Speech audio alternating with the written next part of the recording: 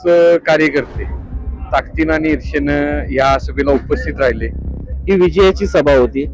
काही कारणास्तव आम्हाला उमेदवारी मिळाली नाही। ती उमेदवारी आमचे मित्र क्रांतिसिंग पवार पाटील यांना मिळाली। पाटलांचा जो विजय आहे तो माझाच विजय असं समजून आम्ही इथून पुढे काम करतो। 7 तारखेला आपण गुलाल तयार करून ठेवायचा आहे आणि क्रांतिसिंग पवार पाटील यांचा विजय निश्चित आहे। स्वर्गीय आमदार PN पाटील साहेब,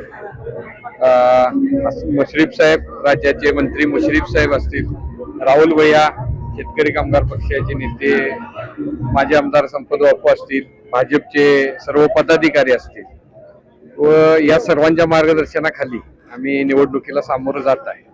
तर या प्रचार समारंभाच्या प्रसंगाने भागातील सर्वच कार्यकर्ते ताकदीनं आणि ईर्षेनं या सभेला उपस्थित राहिले।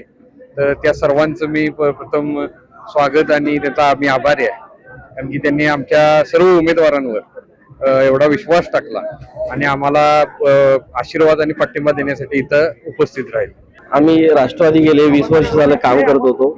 आम्ही उमेदवारीचा पाठपुरावा किंवा उमेदवारीपर्यंत पोहोचण्याचा खूप प्रयत्न केला। काही कारणास्तव आम्हाला उमेदवारी मिळाली नाही। ती उमेदवारी आमचे मित्र क्रांतिसिंग पवार पाटील यांना मिळाली। आम्ही आता त्यांना कालच पाठिंबा जाहीर केलेला आहे। आम्ही एकच सांगेन की आज जी सभा होती ही विजयाची सभा होती।